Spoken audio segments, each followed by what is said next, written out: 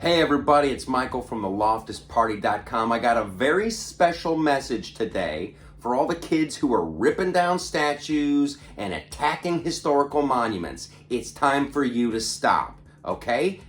Give it a rest. Your little temper tantrum has gone on way too long. We've been very indulgent, but now it's time for your parade of stupid ignorance to end. You're getting on my last nerve.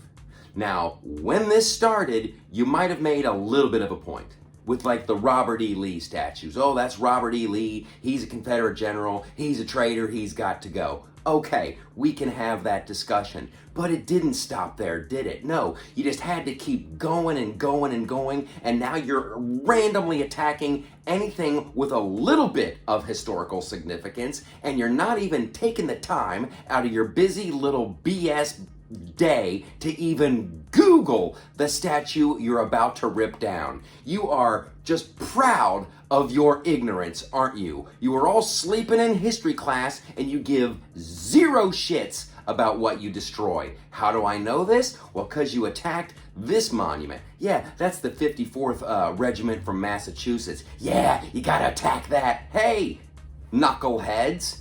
That was one of the first all-black regiments that fought for the North. Look at a map. That's where Massachusetts is. They weren't fighting for the South. No, those were black men fighting for the Union. Oh, but it doesn't stop there. You've gone on to attack Ulysses S. Grant. It's so stupid. It's shockingly stupid. Do you even know who Grant was?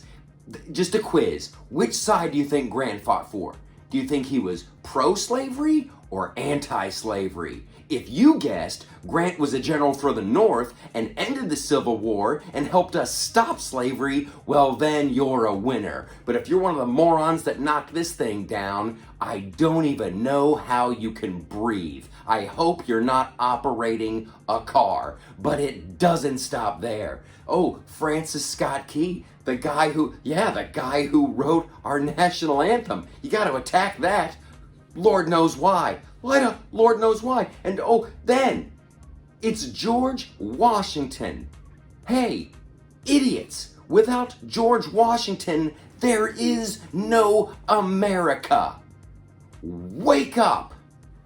And then, in a shockingly, mind-numbingly, incredibly stupid move, one of you high-functioning morons attacked a statue of Stevie Ray Vaughan.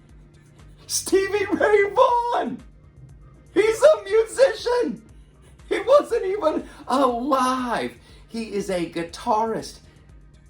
He wasn't in the Civil War. Why would you attack this statue? It's because I hate slavery, man. It's because I hate slavery, and I gotta do something about it.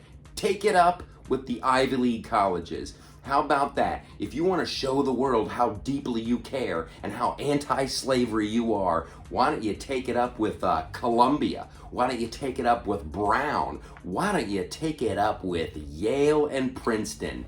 Yup, Google that, you little troglodytes.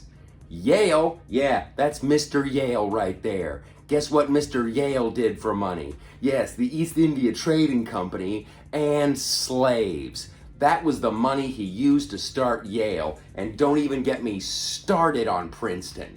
Princeton, where there was just slavery everywhere. At one point, you could buy a slave at the president's house of Princeton.